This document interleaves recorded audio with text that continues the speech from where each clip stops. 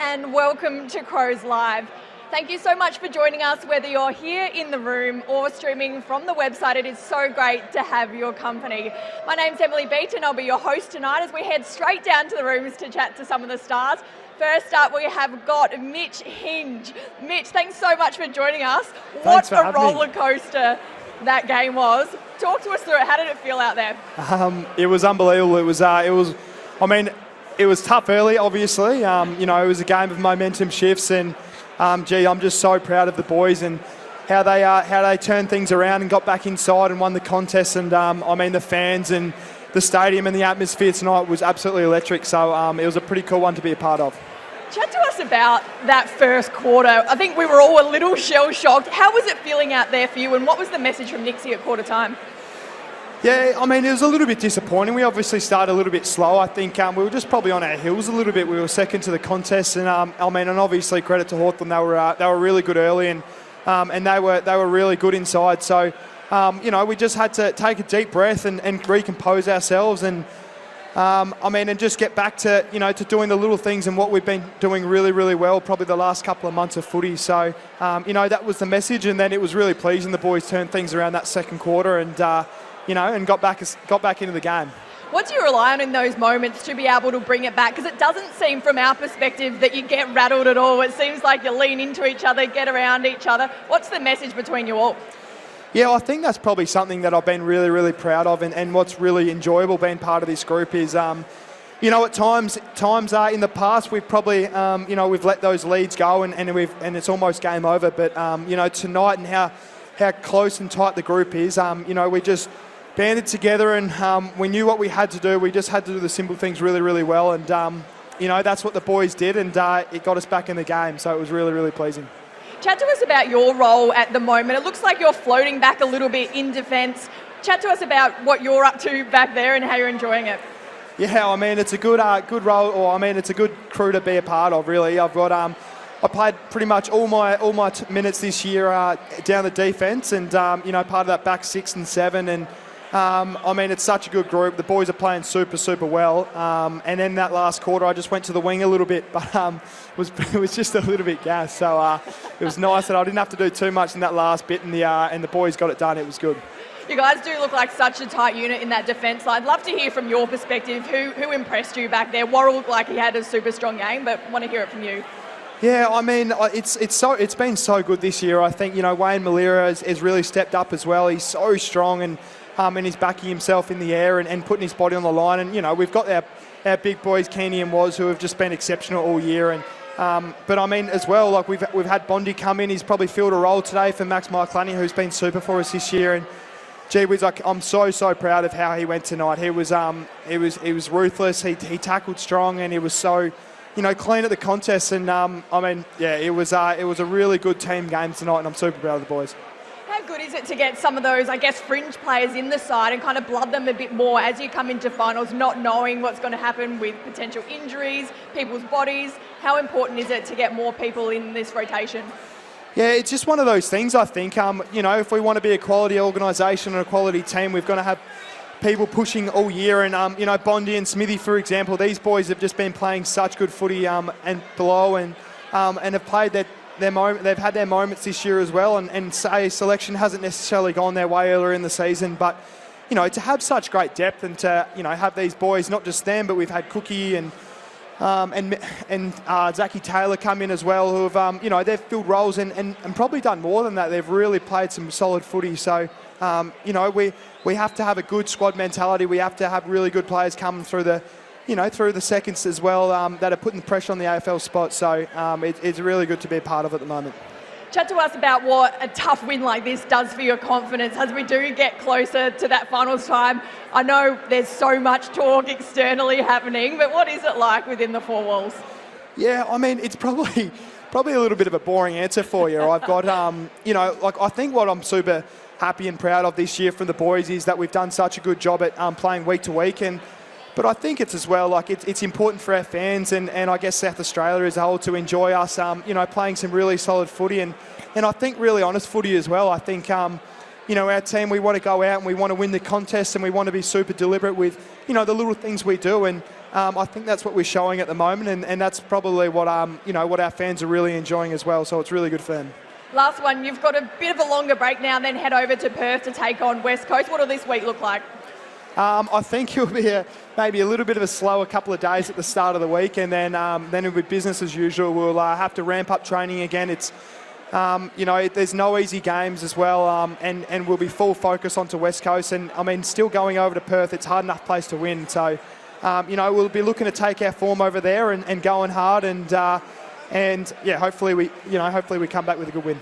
Well, congrats on a brilliant win. Thank you so much for joining us, and enjoy it. Thanks very much. Thanks, guys. And we'll be back with more after a little break.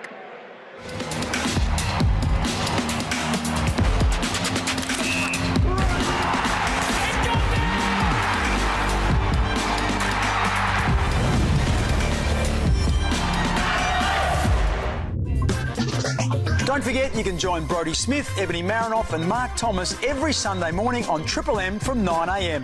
You can also download the podcast on Listening. Crows fans, get game day ready with the Adelaide Crows official home and clash kits on sale now. Don't miss out. Grab yours today and show your true colours. Available in-store and online at shop.afc.com.au. We'll head back down to the rooms where we have superstar Isaac Ranken waiting for us. Isaac, congrats on a stellar game, but that last quarter, chat to us about it. What were you feeling out there? Oh, yeah, no, we obviously were challenged a bit there throughout the game, but we sort of had some belief in that last quarter. We'll come back and hopefully, get the win. But, like you mentioned, that last quarter was just, the atmosphere was crazy. It was fun. Everyone sort of stood up when they needed to, so it was nice. You were the one that stood up. You had 7 disposals, 4 contested possessions, 2 goals. You really rise when they need you in those big moments. You must just love playing in front of this crowd as well. Oh, well, yeah, look, everyone sort of steps up. We at the forward line, we got a lot of depth there. At the back, we got a lot of depth, and through the middle as well, we got some more depth in there. So, we sort of stuck to our process in that last quarter and just really knuckled down and made sure we did the small things right. And I was fortunate to get on the end of a couple, but yeah, it was a nice team effort in the end.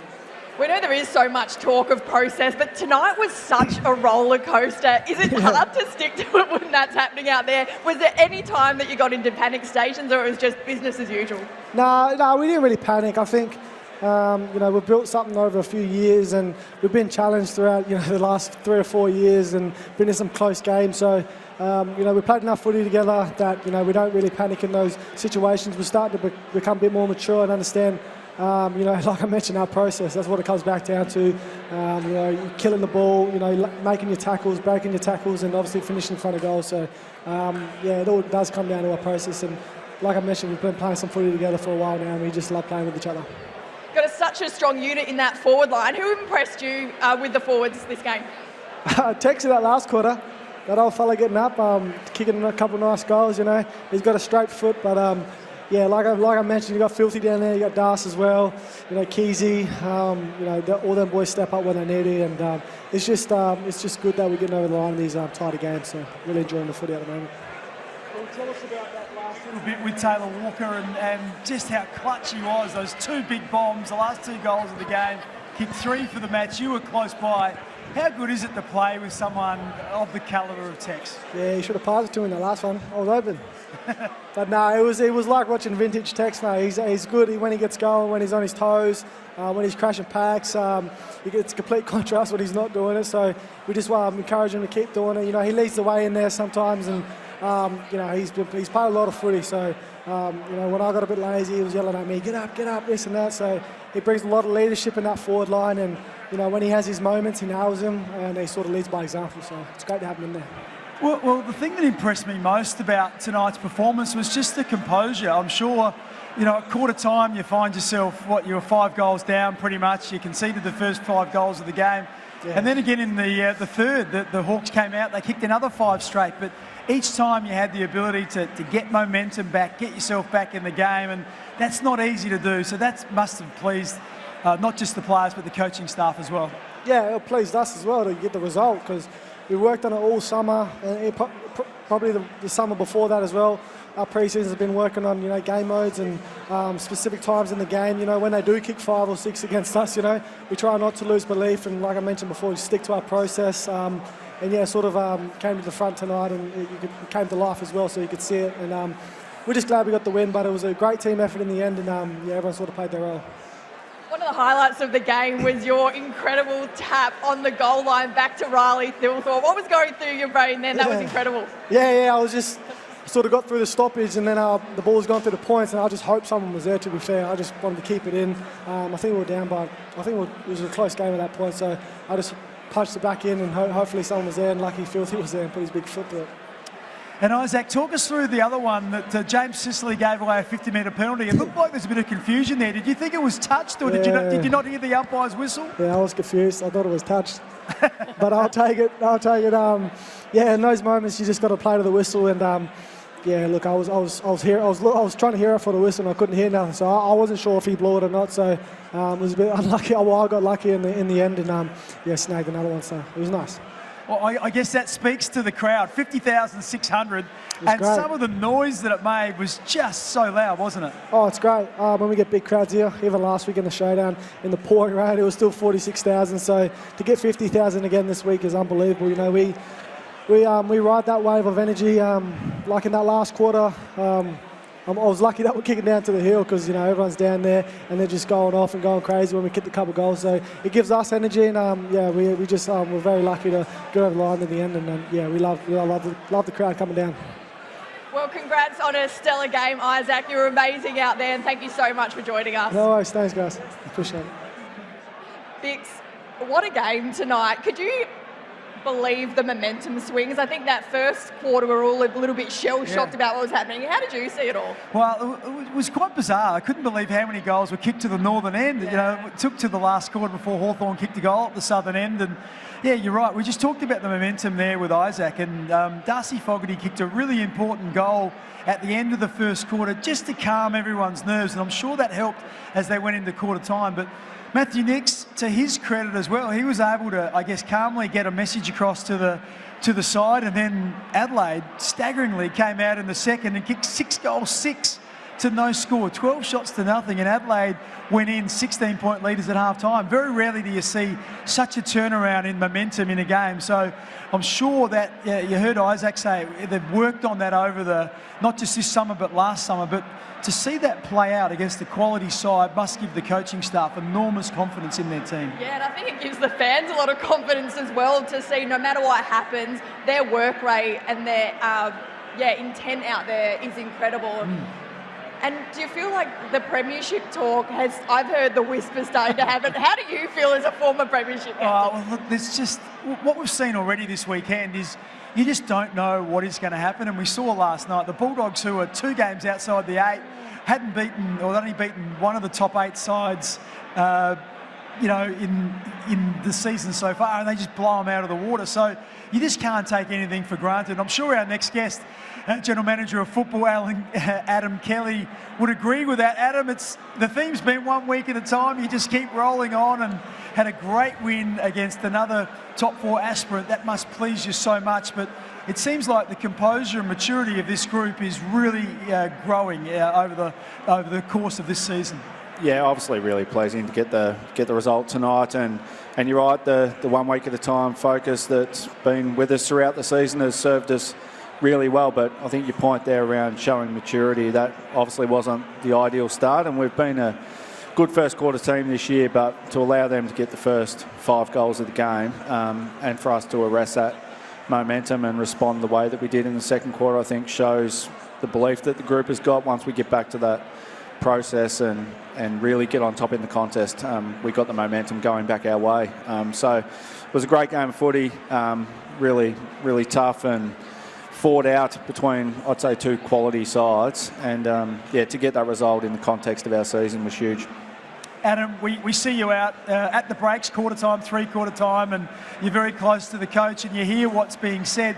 What was the demeanour like at quarter time when you had conceded the first 5 goals of the game? Was Nixie still pretty calm? Yeah, Nixie was really calm, but he got to the group quickly, and really the focus was on our contest and being stronger around the footy. It's something that we've been priding ourselves on, our ability to make and break tackles, win that hard ball, and we thought the Hawks really got on top of us in the first, and contested possessions would have shown that, I'd imagine, and the clearance numbers were certainly in their favour, which gave them territory in the game. So that was the key message to our mids. We needed to at least start to win in half of those contests, and hopefully get that ball back into our forward half. And to our mids' credit, they really responded. How was the feel before the game? Obviously knowing what a hot contest this was going to be. Do you think that played into that first quarter at all? Oh, look, it's hard to say. Obviously we played pressure games throughout the season, and we've handled those occasions well in the first quarter. But for whatever reason tonight, we did look a little bit shaky. But to our boys' credit, they were able to regroup at quarter time with the assistance of the coaches, and from there on in, I think we played a really strong brand of footy. Now, you had the luxury, I guess, of being able to manage a player like Rory Laird this evening, and it didn't affect the outcome, which is great. We know there's a couple of players, Max Michaelini's injured, Josh Rochelle. Josh's, I noticed his injury is still a little bit up in the air. What's the time frame on him? Is he a possibility of being back before finals, or is that going to push into the finals? Yeah, probably push into the finals. Unlikely that we get him back before then. I think the doubt that we've had around sort of a firm timeline on that is he's been in a heavy knee brace, which he gets out of next week, and so we'll have a bit better of an understanding as to how quickly we can get him mobile again and be able to make a clear assessment. But I think at this point, if all went well with Josh, we'd see him available at or around that sort of first week of finals. So, we won't see him again in the home and aways. Tell us about the health of the group. As I mentioned, Rory Laird was managed tonight. You've got a game against the West Coast Eagles next Sunday, which feeds into a short week with a big game against Collingwood here at home. Is that another opportunity to look at maybe managing some players if they are a little bit sore? Yeah, that is something we'll look at, and on the 6-day breaks, we have had back-to-back 6-day breaks, so we'll have a few boys that I'd say be pretty sore and tired off the back of the last 2 games. So that's something we'll consider throughout the week. I think it was a few of the players that we'd like to have managed through this part of the year. We've sort of ticked 2 boxes in the last 2 weeks, with Isaac Cumming being one last week and Lairdy this. So next week we'll look to that again, make some decisions around who would benefit from a spell as we head towards the finals campaign. And to that end, I think we've sort of thought that 15 wins is what was going to be required to at least qualify, and pleasingly we can say we've qualified now.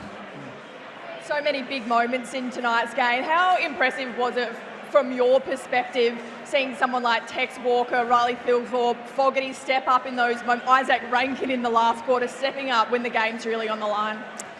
Well, they're all brilliant players, and it's certainly pleasing to see Isaac kick that one on his left in the last, and then Taylor, those 2 clutch goals late in the game. What a special player he has been and still is, and it was huge for Tex to stand up the way he did late in the game. I think the other thing that I take out of it, Adam, there are a lot of players that wouldn't have had finals experience because we haven't actually played in the finals over the last 5 or so years, and to play in games like tonight, 50,000 people, high pressure, high stakes, it really does replicate what a final's all about. So games and opportunities like this really do count for a whole lot to players, like Zach Taylor and others that haven't experienced finals so far in their career. Yeah, totally agree, Bix, and that's why games like tonight are so valuable for our younger players in particular, to know that they can respond to the onslaught that we had early with the Hawks kicking the first 5, big stage on a Friday night, massive crowd, and having our fans been amazing throughout the year, and to get 50,000 plus again tonight. Their support, especially once we start to get on a roll in that second quarter, was invaluable. So, great experience for our guys, and good to be on the end of or get the result going our way. A key theme for you guys this year has been just taking things a week at a time and not getting too far ahead of yourselves. How much talk has there been about finals, knowing that you are locked in? 0. and I don't think there'll be any talk about it this week again. So one of the things that has stood us in good stead throughout the year is really narrowing in and sticking to our processes. So we review the game exactly the same we normally would. We'll prep for West Coast exactly the way we have over the first 21 rounds, and there's no reason for us to deviate from that. It served us well, and I think we learnt some lessons last year that have proved to be really important this year, and our focus week to week has been exceptional. Well, Adam, one of the best things about Friday night footy, particularly when you win, is you get the rest of the weekend off just to watch all the other teams crash into each other and then prepare really well for the game against West Coast. So congratulations. Thank you for your time again this evening. Not a problem. Cheers. Vix, one thing I want to chat to you about lastly is not actually about tonight's game, it's about the one happening tomorrow night, Crows and Brisbane. Yeah. What do you think is going to happen there? Do you think the Crows can go outright top? Well, it's such a big game, isn't it? We know that Collingwood all year have sat on top of the ladder, and Brisbane had a really poor game last week when they were challenged by the Gold Coast Suns. So I expect Brisbane to respond, and if they do that, and their senior players play well, then if they are able to beat Collingwood at the MCG, then Adelaide will sit on top, and we know a game clear and percentage is a real nice buffer. So I guess Crows fans will be barracking for Brisbane tomorrow night. So we'll watch that one really closely. But look, I still think that the danger for Adelaide now is not to look too far ahead towards the Collingwood game. I'm looking forward to the Collingwood game already, but you have to make sure that you get through the game against West Coast next week, first of all, because you can't play Collingwood until you play West Coast. And if you look too far ahead, you trip over what's right in front of you. So that's going to be the challenge for the coaching staff, I suspect, is to make sure that they pay West Coast the correct amount of respect. They go out, they continue to play well because they keep that momentum going. And then eventually the Collingwood game will come around and they'll get a chance to play another big blockbuster Saturday night at home, I'm sure in front of another 50,000 people. And again, under conditions that'll be very close to finals-like conditions. Yeah, one to absolutely get excited for. Thank you so much for joining us tonight again, Vix. Thank you to everyone in the room, everyone streaming from the website at home. Incredible win here tonight for the Crows. Enjoy the rest of your evening. Welcome to the Crows Show. Yeah, we've got a bit of a philosophy around the Crows way, we call it at the moment. Just had a massive focus on taking the game on a bit more. Welcome to the segment. Mate, this is pretty nice in here. Wowee. This is actually really nice. Obviously, we've got some challenges coming up, but yeah, to get a few wins on the board early is really nice. Thanks for joining me, Chelsea. My pleasure.